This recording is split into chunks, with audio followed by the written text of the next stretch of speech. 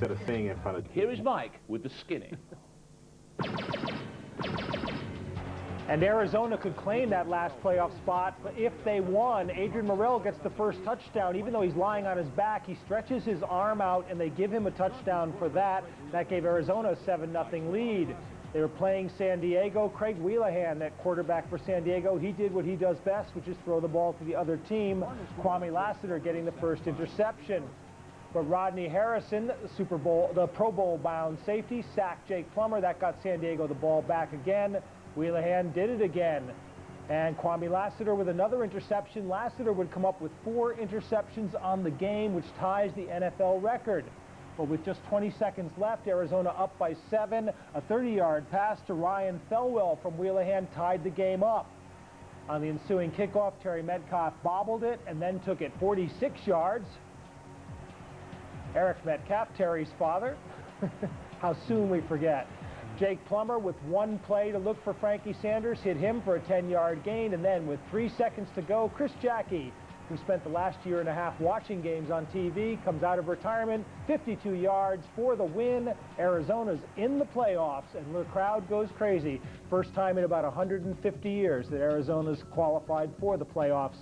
And a big game for Frankie Sanders yet again. Arizona's win made the Giants game academic, although the Giants didn't know that at the time. They needed to beat Philadelphia, and it didn't look like they were going to do that in the second quarter when Deuce Staley went 64 yards for a touchdown and a 7-3 lead for the Eagles. But in the second half, Kent Graham turned things on. He throws here to Ike Hilliard, and Hilliard deflects the ball to Chris Callaway. Take a look at this. A little flip, Callaway both feet in for the touchdown. Callaway would get another touchdown pass on the way to a 2010 win for the Giants, who finish at 500. Another good game for Gary Brown, over 100 yards rushing.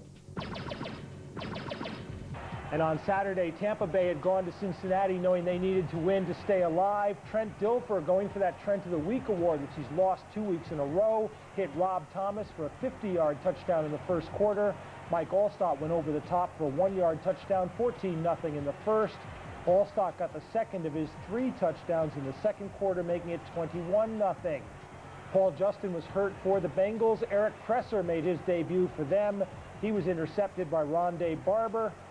Kresser's the guy who used to throw touchdown passes to Randy Moss at Marshall University, but it didn't help them here. Final was 35-0. A good day for Trent Dilfer and a good day for Warwick Dunn and Mike Allstott on the ground for Tampa.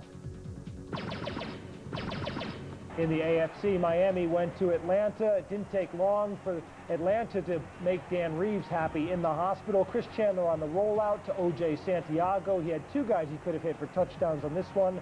Santiago went 62 yards. The Canadian tight end got his second touchdown a few minutes later. Chandler just getting a little 3-yard dink to him. It was 14-0.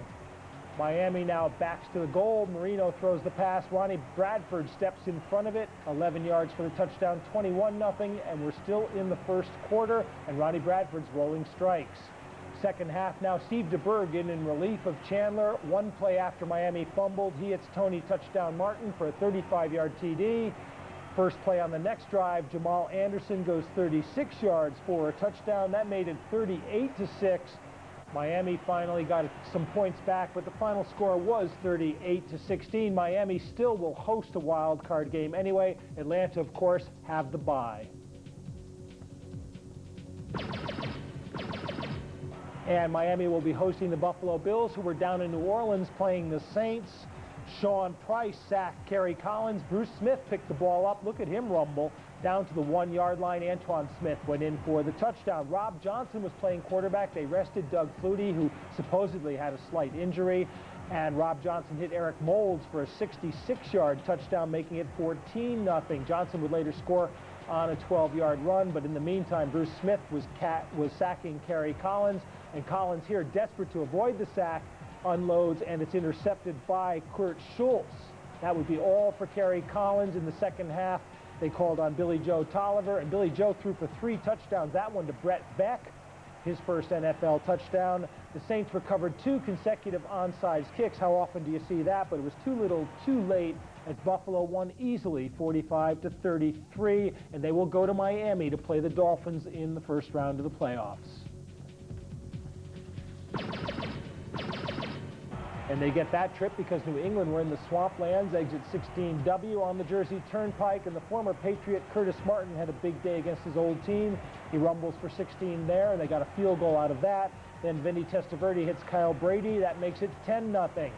Robert Edwards, who took Curtis Martin's place for the Patriots, fumbles the ball. It's recovered by Ray Mickens. And Testaverde turned that into another touchdown, 8 yards to Curtis Martin on the swing out of the backfield, making it 17-0. 17-3 at the half, but Dedrick Ward with another touchdown made it 24-3 in the third quarter. Testaverde wasn't finished. Turnpike Vinny hits Keyshawn Johnson, 24 yards for the touchdown. 31-3 the final, 31-10 the final score as the Patriots get a touchdown in garbage time.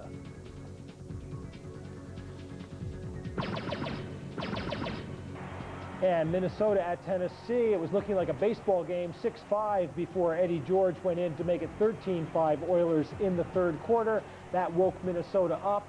Randall Cunningham to Randy Moss for the touchdown. That broke the NFL season scoring record by a team. It was also Randy Moss's 17th of the season.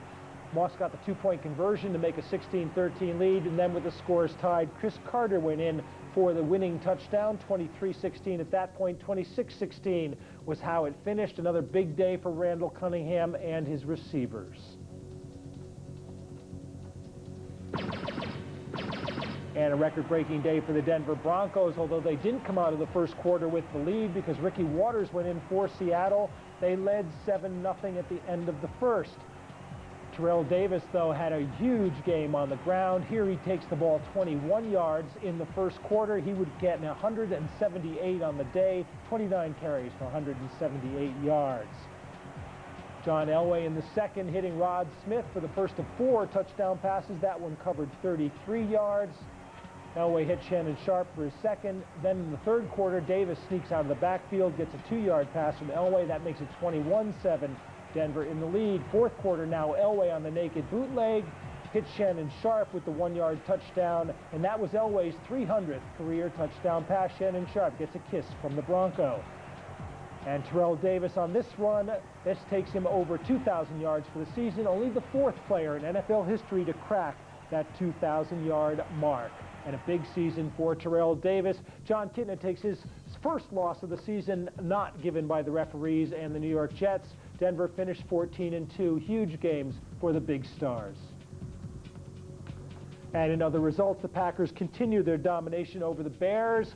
The 49ers beat the Rams, which ensured that they will host Green Bay in the first round of the playoffs. Dallas got into playoff shape by beating Washington. Kansas City salvaged something out of their season with a win over the Oakland Raiders. Baltimore stopped Barry Sanders cold and beat the Lions. And in a matchup of 3-12 teams, the Colts lost to the Panthers, and who really cares?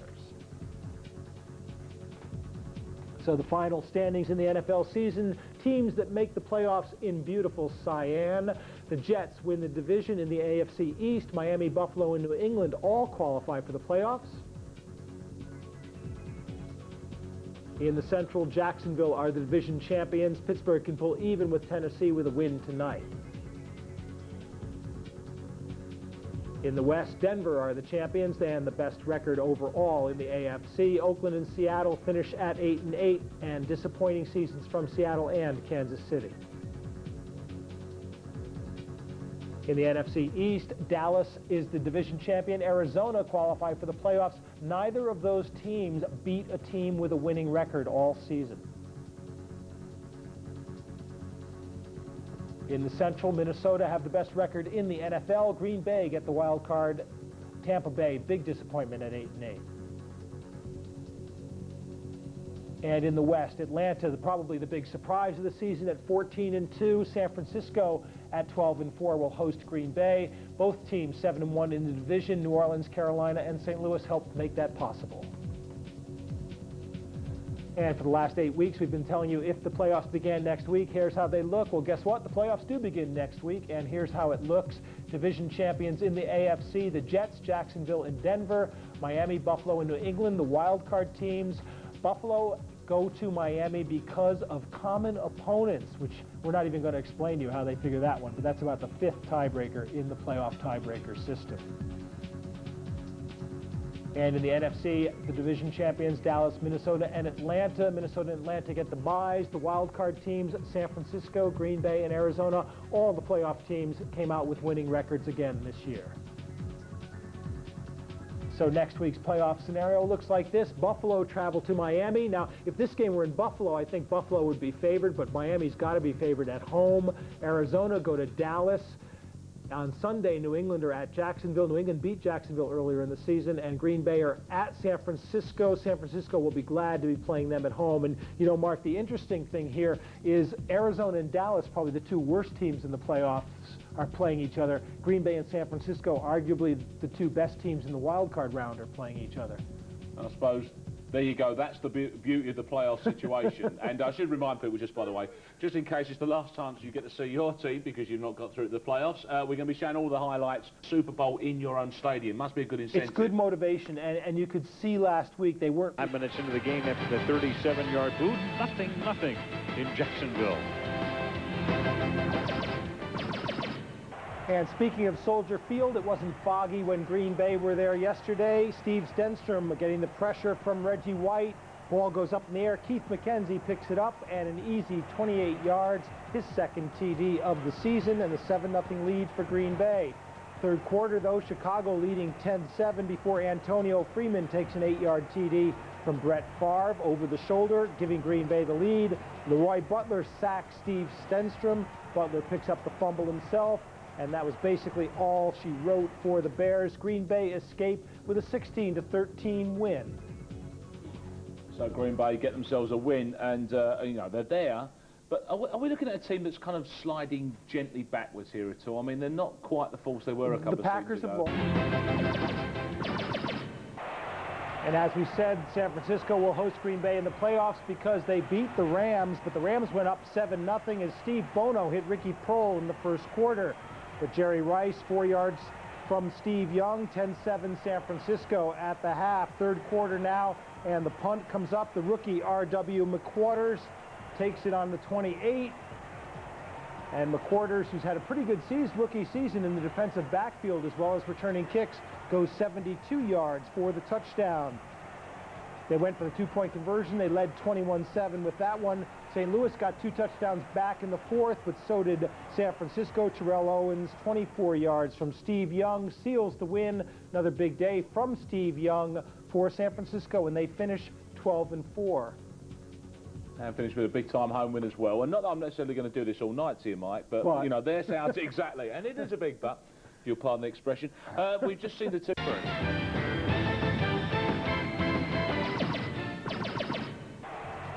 Washington at Dallas. The Redskins had been red hot, but former Ryan Fire tight end Hayward Clay blocks Matt Turk's punt. Singer Mobley recovers for Dallas, and that led to a field goal. Washington, though, took the lead. Trent Green, knowing that Trent Dilford had such a good game and he wouldn't get the Trent of the Week award unless he played well, he hits Leslie Shepard. It was 7-3 Washington, but in the second quarter, Emmitt Smith goes in for a touchdown from 1 yard out. That gave him 124 rushing touchdowns, breaking the NFL record set by Marcus Allen. But Smith wasn't finished. Still in the second quarter, he danced to the outside and went 26 yards for his second touchdown of the game, his 125th of the season. And even the Cowboys cheerleaders in their 1970s hot pants and go-go boots are cheering Emmitt Smith. 23-7 the final as Dallas gets ready for their wild card playoff game with a big win over the Redskins. And speaking of which, Arajad Abdul-Kareem has written to us, and he said Minnesota, Denver. We'll talk about that in a moment. It's time for the Super Bowl. By Kareem Abdul-Jabbar. That's what. Disappointing Kansas City at surprising Oakland, and in the first quarter, Wade Wilson hits Tim Brown, 13 yards, and a 7-0 lead. Oakland went up 14-0, but Bam Morris put Kansas City on the board on a 1 yard run, making it 14-7. Now tied at 17 in the third. Leslie O'Neal hits Don Hollis, strips him of the ball, and Derek Thomas picks it up and goes 44 yards with the fumble return, giving Kansas City a 24-17 lead. Fourth quarter tied at 24. Tony Gonzalez drags the defenders into the end zone, 20 yards from Elvis Gerbach, and Kansas City come out with the win, 31-24. Bam Morris, a big day on the ground.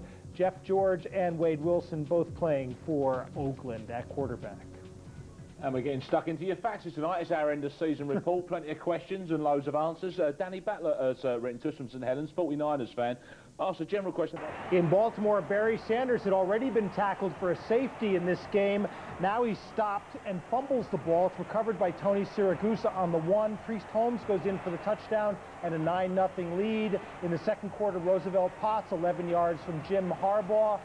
Sanders gained 42 yards. He was held to 42, and Detroit was held to 10 points in the game. 19-10. Baltimore come out with the win, but it couldn't save Ted Marchibroda's job. And finally, in the Who Cares Bowl, Carolina against Indianapolis, Peyton Manning throwing deep and connecting with Marcus Pollard for a 44-yard touchdown and a 13-3 lead. Now, as we said before, this has been the year of the kickoff returns. This may be the kickoff return of the year. Michael Bates, how does he get out of that one? And Michael Bates is gone. 99 yards on this kick return.